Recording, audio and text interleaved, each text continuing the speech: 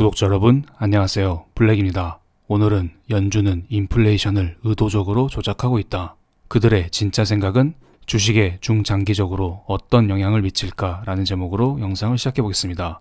오늘은 오랜만에 연준의 유동성 공급 정책의 현재 상황과 증시의 상황을 연관시켜서 설명하는 시간을 갖겠습니다. 팬데믹 이후 연준은 꾸준히 돈을 풀면서 연준의 자산이 어느덧 7.7조 달러까지 증가했습니다. 작년 6월, 7월 이쯤 연준의 자산이 줄어들었을 때 많은 사람들이 이제 연준 돈 그만 푸는 거 아니야? 테이퍼링 나오는 거 아니야? 이런 걱정을 하기도 했었지만 이것은 잠시뿐이었습니다. 그런데 파월 연준 의장은 3월 25일 인터뷰를 통해서 언젠가는 지금의 양적 완화를 철회할 수 있다면서 자꾸 밑장 빼는 식의 발언을 이어가고 있습니다. 그리고 최근에 경기 회복세와 함께 미국의 10년 만기 국채금리가 바닥에서 꾸준히 상승하고 있는데 이것을 연준에서는 용인하고 있습니다. 경기도 용인이 아니고요.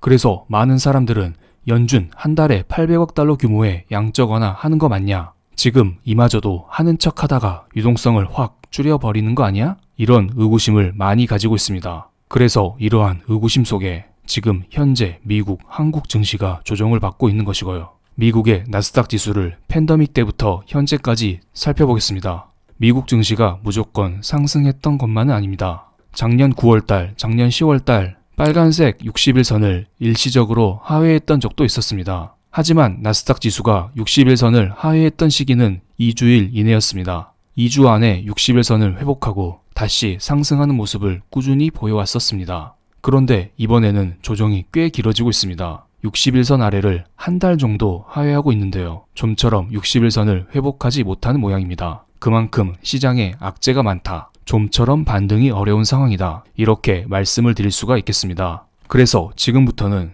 연준이 진짜로 돈을 푸는지 이러한 돈풀기 정책을 이어나갈 생각은 있는 건지 도대체 언제까지 풀지 이것을 약간 어려운 용어와 함께 설명드리겠습니다. IBK 투자증권에서 나온 레포트의 내용을 참고했습니다. 이 그래프에서는 파란색 미국의 PCE 개인 소비 지출의 변화율 그리고 회색 미국의 10년 BEI 기대 인플레이션 이 두 가지를 한꺼번에 플라팅했는데요. 여기서 PCE는 개인 소비 지출, 인플레이션을 가늠할 수 있는 척도입니다. 연준에서는 이 수치가 2%, 2%가 넘어야 유동성을 축소할 수 있다, 금리를 올릴 수 있다 이렇게 말하고 있습니다. 지금은 1.3% 이 정도 되고 있습니다. 그런데 이 수치가 정확히는 딱 2%가 아니라 특정 기간 동안 평균적으로 2%, 그러니까 정확하진 않지만 2% 이상을 꽤 오랫동안 유지해야 금리를 올릴 수 있다고 말하고 있습니다. 작년에 이것을 AIT라고 연준에서 말했습니다.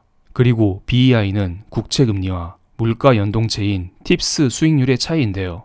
이는 사람들의 수급에 의해서 결정이 됩니다. 말 그대로 연준에서 국채를 많이 사면 국채 금리를 낮출 수가 있고 물가 연동체 팁스를 많이 사면 팁스 금리를 낮출 수가 있습니다. 즉 어느 정도 조작이 가능하다는 것입니다. 그런데 최근에 미국의 PCE 변화율 그리고 미국의 10년 BEI를 보겠습니다. 빨간색 동그라미 친 부분처럼 회색의 BEI가 조금 과도하게 상승하고 있지 않나요? BEI가 상승하기 위해서는 국채 금리가 상승하거나 팁스 수익률이 하락해야 됩니다. 그래서 누군가 시장에서 국채를 과도하게 매도하면서 국채 금리를 올렸다. 아니면 물가 연동체 팁스를 과도하게 매수하면서 팁스의 수익률을 낮췄다. 이렇게 합리적인 의심을 할 수가 있습니다. 그리고 이번에는 미국의 10년 만기 국채금리와 미국의 10년 BEI 기대 인플레이션을 한꺼번에 비교해 보겠습니다. 여기에서 보시다시피 미국의 10년 만기 국채금리에 비해서 BEI가 먼저 상승해서 지금은 2% 위를 훌쩍 뛰어넘은 상태입니다. 기대 인플레이션 BEI의 상승 속도가 빠르다는 것을 알 수 있습니다. 그럼 누군가 지금 물가 연동체 팁스를 매수하면서 의도적으로 BEI를 올리고 있다는 것을 추측할 수가 있습니다. 하늘색 물가 연동체의 발행량을 월별로 비교해봤습니다. 물가 연동체는 발행량이 다른 채권에 비해서 매우 적습니다. 그래서 수급에 민감한 편입니다. 특정 세력이 물가 연동체를 많이 사버리면 물가 연동체의 금리는 아래로 확 떨어질 수가 있습니다. 그리고 연준은 팬데믹 이후에 국채를 꾸준히 매수하고 있습니다. 파란색 국채 매입 증가 속도와 회색 연준의 물가 연동체 매입 속도 이 두 가지를 비교해 보겠습니다. 최근 들어서 국채는 매입하고 있긴 하지만 조금씩 덜 사고 있습니다. 그런데 팁스는 지금도 매우 빠른 속도로 많이 사고 있습니다. 물론 그 절대량은 국채가 훨씬 많지만요. 그만큼 연준에서 의도적으로 팁스를 매입하면서 BEI를 올렸다, 이렇게 말씀드릴 수가 있겠네요. 연준에서는 의도적으로 팁스 수익률을 낮춤으로써 BEI를 높게 유지시키고 싶었습니다. 도대체 왜 그랬을까요?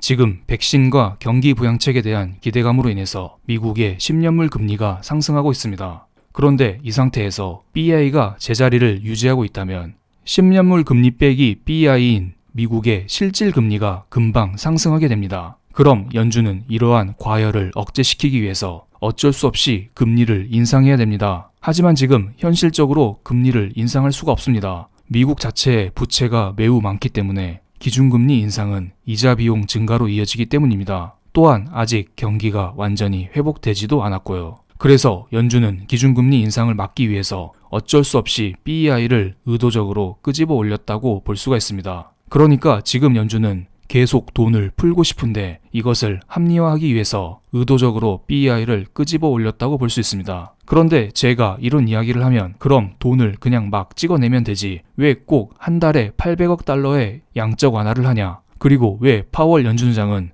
자꾸 돈을 안 푸는 척하냐, 이런 질문을 하실 수가 있습니다. 미국의 달러 인덱스를 보겠습니다. 미국의 달러 인덱스는 팬데믹 때 103을 찍었다가 90 아래로 쭉 떨어졌던 적이 있었죠. 현재는 92.7까지 회복하긴 했지만 과거에 비해서는 여전히 많이 떨어진 수치입니다. 미국은 기축 통화의 패권을 지키기 위해서 돈을 많이 푸는 액션을 취하면 안 됩니다. 그래서 돈을 풀면서도 풀지 않은 척 이러한 액션을 꾸준히 하고 있는 것입니다. 바다 건너 있는 중국이 미국을 위협하고 있잖아요. 중국이 세계 넘버원이 되는 것을 막기 위해서는 달러 패권을 1차적으로 지키는 것이 필수적이라 봅니다. 그럼 도대체 연준은 언제까지 돈을 계속 풀 수 있을까요?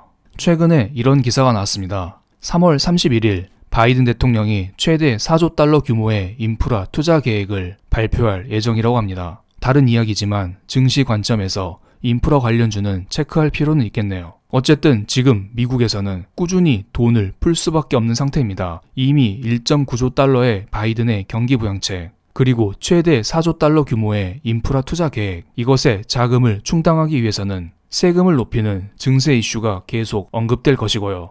이것만으로도 부족하기에 연준은 돈을 푸는 것을 절대로 멈출 수가 없을 거라 봅니다. 더 풀면 더 풀었지 줄이기에는 힘든 상황이라 봅니다. 그리고 이러한 부양책은 미국의 10년물 국채금리 상승을 더더욱 유도할 거라 보고 있고요.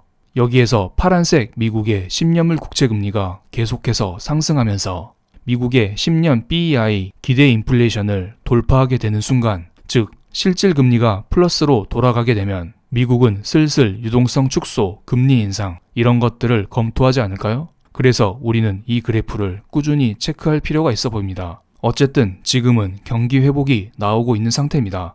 물론 제가 지금 미국의 10년물 국채금리가 경기 부양책으로 인해서 일시적으로 상승할 수 있다고 말씀드렸을 뿐입니다. 이게 무한대로 2%, 3%, 4%, 5% 우주 끝까지 날아가진 않습니다. 다시 한번 파란색 미국의 10년물 국채금리를 볼까요? 이 그래프는 2010년부터 현재까지 정리된 그래프입니다. 제 기억에 2015년 16, 17 이때가 미국의 호황이었습니다. 그럼에도 불구하고 미국의 10년물 국채금리는 대충 눈대중으로 봤을 때 3.3%? 이 정도가 맥스였습니다. 그리고 지금은 코로나 같은 악재가 도사리고 있잖아요. 3.3%는커녕 그 아래에서 꺾일 가능성을 우리는 충분히 열어두고 대응하셔야 됩니다. 어쨌든 지금은 당장 미국의 10년물 국채금리가 상승하는 흐름을 보이고 있습니다. 즉 미국의 경제가 좋아진다, 한국에도 콩고물이 떨어질 여력이 있다, 이렇게 볼 수가 있겠네요. 그리고 한국의 1분기 상장사의 실적이 개선되면서 영업이익이 2020년 작년 1분기 대비 75.6%가 증가한다고 합니다. 물론 이것은 기저효과가 클 것이라 봅니다. 그리고 소비자 심리지수가 코로나 이후 처음으로 100을 돌파했다고 합니다. 코로나 이전에 맥스치가 104.8이었는데 작년 2월 3월 이때 코로나가 터지면서 소비자 심리지수가 100을 돌파하지 못했습니다. 그런데 이번에 드디어 100을 돌파했습니다. 이것은 소비 심리가 코로나 이전 수준을 어느 정도 회복했다는 의미라고 볼 수 있습니다. 그만큼 사람들의 소비가 개선되었다, 기업들의 실적이 좋아질 것이다, 이렇게 유추를 할 수 있겠네요. 그런데 많은 사람들은 이렇게 긍정적인 신호가 보임에도 불구하고 주식을 부정적으로만 바라보시는 분들이 계십니다. 미국의 10년물 국채금리가 상승하면 뭐하냐? 미국에서 돈을 계속 풀면 뭐하냐? 국내 소비자 심리지수가 개선되면 뭐하냐? 코스피 3000 이상은 고평가다. 이제 끝났다. 이런 의견을 주시는 분들이 많습니다. 주말에 코스피 지수가 2800까지 떨어진다는 기사도 봤고요. 그래서 이번에는 파란색 연준의 자산, 즉 연준에서 돈을 푼 규모와 검은색 한국의 코스피 지수를 한꺼번에 비교해봤습니다. 최근 부분은 뺐고 2009년부터 2014년까지만 플러팅했습니다. 2008년 경제위기 이후에 코스피 지수가 무조건 V자로 반등한 것은 아닙니다. 빨간색 동그라미 친 부분 보시면 몇 달 동안 코스피가 횡보한 적이 있었습니다. 이때 연준의 자산을 볼까요? 이때 연준에서 돈을 꾸준히 푸는 구간이었습니다. 그럼에도 불구하고 코스피 지수가 횡보를 했었죠. 이때 많은 사람들이 증시를 떠나기도 했었고요. 저는 2010년 초반, 이때와 지금의 2021년 초반, 이 두 시기가 비슷하다고 봅니다. 경기 회복이 어느 정도 나오는 리플레이션 구간입니다. 그렇기 때문에 우리는 증시를 너무 부정적으로만 보지 마시고 세계적인 경기 회복세를 체크하시면서 묵묵히 자기의 포지션을 구축하는 게 낫다고 생각이 듭니다. 물론 이것은 저만의 개인적인 생각이기 때문에 반대 생각을 지니시는 분이 계시면 하루빨리 증시를 떠나는 게 낫겠죠. 그럼 오늘 영상 여기에서 마치겠습니다. 좋은 하루 되세요.